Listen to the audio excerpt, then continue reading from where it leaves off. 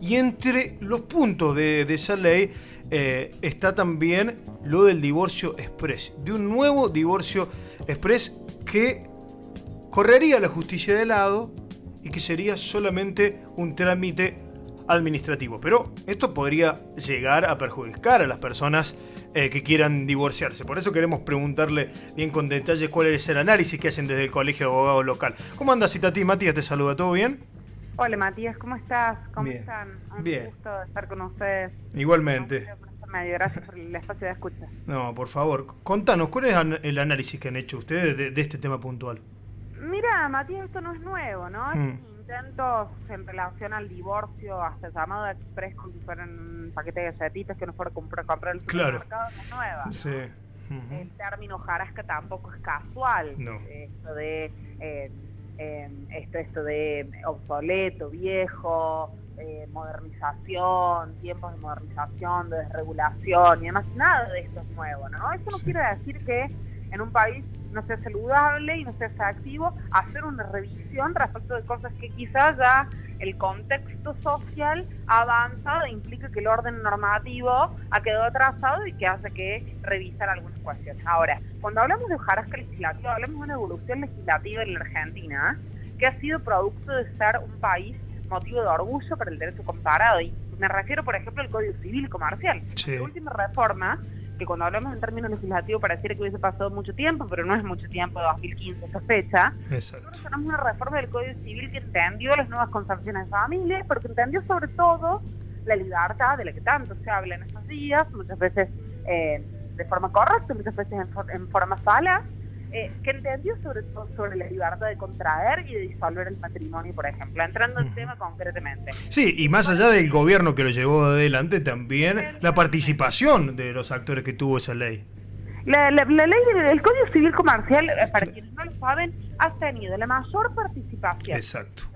Del mayor pensamiento variopinto ideológico de todos los juristas de primer nivel a nivel nacional y latinoamericano de la Argentina. Claro. Con visión de derecho comparado. En ese momento se entendió claramente la libertad y la flexibilización, en tiempos donde se habla tanto de la flexibilización de los términos en los cuales yo puedo finalizar un vínculo matrimonial, simplemente porque entendí que no es más mi proyecto de vida, que no funcionó, que ya no es una etapa en donde quiero estar vinculada. Ahora, digo, si hablamos de todo en términos de galletitas express, en términos de bueno, bonito y barato, no estamos entendiendo y estamos dejando de hablar del contenido profundo. ¿De qué hablamos cuando hablamos de divorcio? Hablamos de una de las situaciones más difíciles que nos toca atravesar en la vida. Por eso tomar la decisión de divorciarse cuesta, por eso muchas veces hacia adentro de las familias, por más de que sean los dos contrayentes, nada más la familia y que no haya hijos, es una decisión que se da mucho tiempo, que se transita con dolor. Entonces, esto no es una guerra en contra del registro civil ni en contra de los empleados de la administración pública, pero sencillamente no tienen la formación jurídica para que esto, que supuestamente es bueno, bonito y barato, sí. No tiene la formación jurídica para darse cuenta si uno de los dos contrayentes que se está yendo a divorciar, por ejemplo, está turbado o está violentado o está presionado por una cuestión económica o está violentado por violencia de género. Claro. No la tienen a la formación. Sí, claro. Entonces, además, hay que decirle a la ciudadanía, como esto va a pasar, porque no tienen la formación, y yo no puedo inventar, por más que quiera, y quiero ponerle el nombre divino, y quiero poner un nombre contundente, y quiero poner eslogans que peguen en la ciudadanía, ese problema de ese contrayente va a terminar ¿en dónde? En la justicia. En la justicia. Claro. Entonces termino burocratizando, y mucho se ha dicho en estos días, ni hablar de que el único que puede garantizar, y es insustituible en esa cuestión, las garantías constitucionales del divorcio, del matrimonio que termina, que además es una sociedad, que además es un contrato social, es el juez. Y por eso el juez cita una audiencia a los contrayentes para que ratifiquen su voluntad de divorcio. Obviamente no se necesita la voluntad de los dos desde el Código Civil de 2015, pero los escucha. Sí, Por claro. eso los escucha. Porque tiene la formación de entender y de hacer preguntas y de mirarlos y de la inmediatez y de la justicia cercana y suficiente.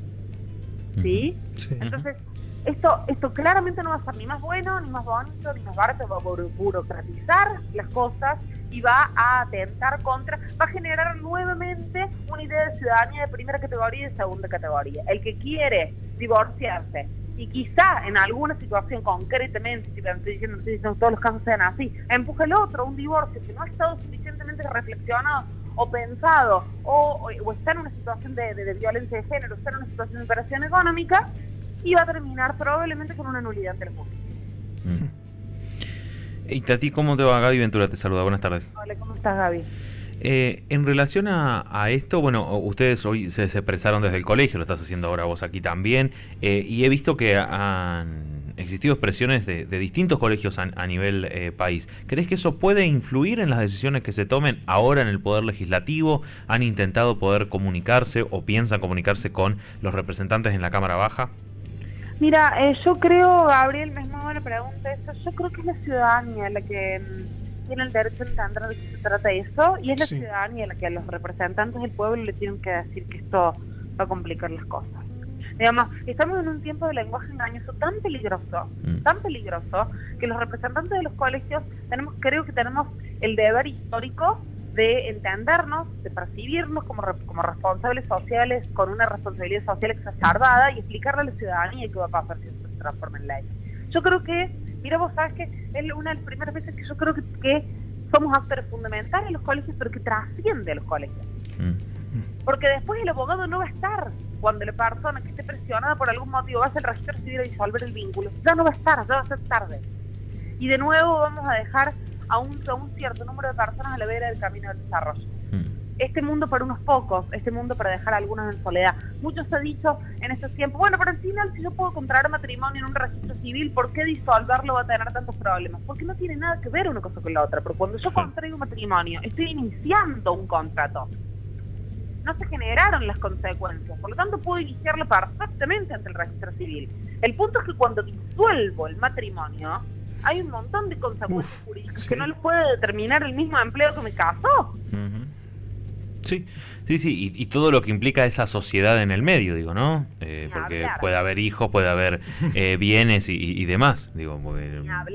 Ni hablar si hay una compensación económica de una de las partes que se ha quedado durante todo el desarrollo de un negocio, y culminado el negocio dando frutos, una de las personas se quedó en su casa con todo lo que implica el cuidado de hijos, la responsabilidad parental y todo lo demás, y pretende y merece una compensación económica, en la responsabilidad parental respecto al cuidado de los niños menores, los alimentos, la sociedad del clic, ¿me explicó? Sí. La sociedad del clic, dejando a todos, a muchos a la vera del camino del desarrollo. Sí, más allá que esto puede pasar pensando en lo binario a cualquier persona, pero sabemos que las más perjudicadas pueden ser las mujeres en este hecho.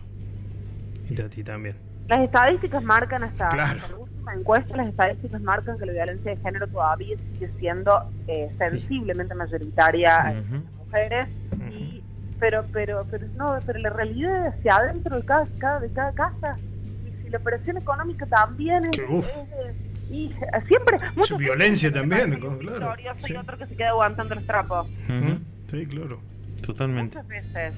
Entonces, hay miles de situaciones. Digo, como sociedad, vamos a comprar este verso y esta falacia de lo bueno y lo bonito y lo barato de la Gacetita Express, entendiendo que esto no va a proteger, va a desproteger, va a burocratizar, y lo bueno va a salir caro. Y lo bueno va a salir caro. Y lo barato va a salir caro. Totalmente. Una duda. Y Tati, de esta ley Hojarasca, si bien te llamamos para poder conversar de esto, ¿hay algunos otros puntos que por ahí venden desde el gobierno nacional como un titulito y algo deshecho que debería preocuparnos? No, las sucesiones notariales también es otro tema que es gravísimo, digamos. Otra de las situaciones más difíciles que nos toca vivir cuando un familiar fallece y entre los hermanos lo que queda es la distribución de bienes, y ahora el gobierno pretende que pase a la órbita de los notarios, a la órbita de los escribanos, y claramente un escribano, vuelvo a decir lo mismo que digo siempre, no es una guerra contra profesiones, pero el escribano decidió ser escribano y el abogado decidió seguir formándose para ser abogado. Por lo tanto, la formación que tiene el abogado para acompañar en las sucesiones y el sustituir al juez, porque el escribano sustituiría al juez en las sucesiones. Claro. Decime vos, Sí, sí. si un juez insustituible en detectar si un hermano está en una situación más vulnerable que el otro, si un hermano está en una situación mejor económicamente para pagar los honorarios del escribano que otro, no existe más, según una escribanía, se puede terminar con una sucesión y no existiría más la mirada del juez, la mirada de las garantías constitucionales de los derechos fundamentales.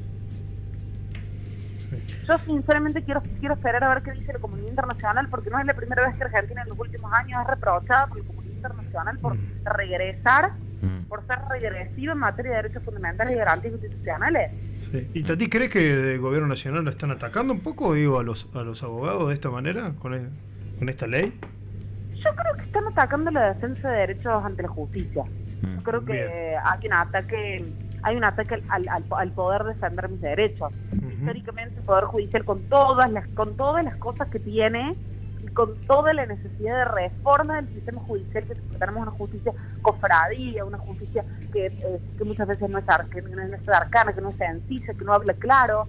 Yo creo que lo que se pretende con esto es alejar al ciudadano del acceso a la jurisdicción. Bien. No entiendo eso como un ataque a la profesión. Hoy somos nosotros. El que entiende eso, creo, humildemente, creo que se está perdiendo un capítulo. Que hoy seremos nosotros, digamos, simplemente como quienes acompañamos a la ciudadanía, y mañana serán otros. Sí. Porque en realidad, el punto es alejar al ciudadano de su defensa natural. Sí, seguir sacándole de herramientas, ¿no? Claro. La educación, y ahora pensamos en esto y podemos seguir sumando. Hace una lista de los últimos 2 meses. Sí. Sí. Pensemos, jubilaciones, Sí, pensemos en exactamente. educación Bueno, pública, y pensemos... Tati, te vamos a preguntar, vos sos abogada laboralista inclusive. Yo soy abogada laboralista, no hago, te diría que en toda mi vida debo haber hecho 3 divorcios. Claro, sí, pero como abogada laboralista, ¿cómo estás viendo estos meses? ¿Cómo estás palpando la situación, sobre todo de los trabajadores? Y bueno, yo la situación que sí, soy abogada laboralista, me dedico exclusivamente a eso. Y además soy diserto en muchos congresos y demás, y lo que se está viendo desde la academia, desde los juristas de derecho del trabajo de todos los puntos del país y del país limítrofe, digamos, y del derecho comparado, con muchísima sorpresa esto que ha pasado. Primero, se le pone un título de modernización laboral a lo que es una reforma laboral, ¿no? De vuelta no se quiere llamar las cosas por su nombre. Decían Araujo, una uruguaya muy conocida, que a mí la personal me gusta mucho, en el nombre de la rosa está la rosa, ¿no? Y claro. le ponen modernización laboral para no decir lo que es, literalmente una reforma. Pero yo creo profundamente que la ley va a traer más necesidad, porque tiene una forma de redacción absolutamente confusa, rudimentaria, pero además creo que la empresa, pequeña y mediana empresa, que en algún punto se sintió, porque había una deuda pendiente terrible con las pequeñas y medianas empresas. Sí, No podría ser que la pequeña y mediana empresa siga pagando las contribuciones y aportes, los aportes y las contribuciones patronales que paga una multinacional. exacto, No tal cual. Mucha desigualdad había ahí, sí. Muchísima desigualdad. Ahora, esto no vino a ser una solución. Al contrario, plantean como una de las soluciones a la indemnización por despido un fondo de cese, que te lo explico muy sencillo, que es un monto que tendría que pagar optativo, ¿no? Pero lo plantean como el idilio, es optativo porque se tendría que pagar calculándose por el porcentaje de la masa salarial completa de empleados, ¿no? Lo cual a los pymes no solamente le carga un costo más, sino que además la empresa que el mes que no pueda pagar ese porcentaje o no quiera pagar ese porcentaje, pero se lo retenga al trabajador, no sé si me seguís, Sí. se lo retenga al trabajador del recibo, pero no lo ingresa al ANSES. El trabajador, lo que propone este proyecto es que el trabajador, cuando se vaya de ese trabajo, va a ir con su mochila de manera poética, y va a ir al ANSES y va a juntar su fondo de cese. El fondo de cese que no se pagó al ANSES y que el ANSES no recaudó, el ANSES se lo va a tener que pagar igual a ese trabajador, con la sola exhibición del recibo de que se lo retuvieron. O sea que, el Estado que dicen que vienen a cuidar, no. La pyme que dicen que vienen a cuidar, no, porque le carga un costo más. Digo, parte de la idea de que todas las empresas quieren evadir la ley. Y la mala noticia para esta ley es no haber sabido que la Argentina, en una gran mayoría, está constituida por pymes de pocos empleados, Sí. a quienes quieren despedir cuando tienen una justa causa y que no los revienten, perdón con lo coloquial, con los aportes y contribuciones. Era esta la solución. Y en ese contexto, Itatí, pensaba también como siempre poniendo todo de manera muy romántica, porque me quedé con esa imagen que decías, que es así como se lo vende, ¿no? Y la verdad que es tremendo. En estos meses ha crecido la demanda de trabajadores y trabajadoras por su situación laboral, por despidos. ¿Qué ves? Sí, han aumentado muchísimo los despidos. Sí. Sí, han aumentado muchísimo los despidos, pero con una inseguridad jurídica enorme por parte de las pequeñas y medianas empresas. Claro. Porque no saben, y entonces al final voy a tener que pagar la indemnización agravada por la falta de registración, no le voy a tener que pagar. Puedo tener trabajadores colaboradores, pero trabajadores colaboradores es una locura. El trabajador independiente que puede tener hasta 3 trabajadores también independientes a su cargo. Y no va a existir entre los trabajadores independientes que contrate el trabajador independiente y el trabajador independiente contratante, no va a existir relación de dependencia. Más o menos en esos términos es el artículo que está dedicado a trabajadores colaboradores. Digo yo, soy un trabajador independiente que quiero tener trabajadores en relación de dependencia.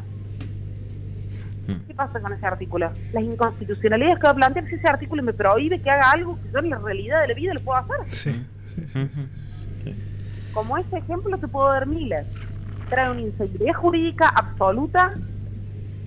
Vos imagínate cuando se hablaba del fondo de esta forma, de esta gran solución que se traía la indemnización para las pymes, se hablaba de que cuando se le preguntó a un empresario textil que en definitiva le dijeron que esto se dice mucho que es flexibilización laboral. No es flexibilización laboral, es disminuirle un poco los derechos a los trabajadores para eliminarle Claro.